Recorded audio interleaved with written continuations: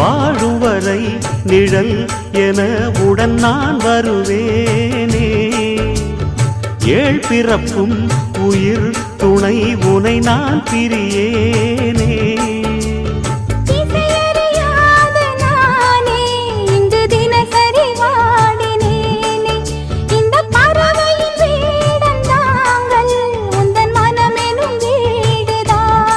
நீண்ட காலம் நேர்ந்த சோகம் நீங்கி போக நானும் தீண்ட யோகம் விளங்கிடும். பூமிக்கொரு பாரம் என்று எண்ணில் இருந்தேன், பூமுடிக்க யாரும் இன்றி கண்ணில் இருந்தேன். சொந்தமின்றி பந்தமின்றி நானும் இருந்தேன், பொட்டு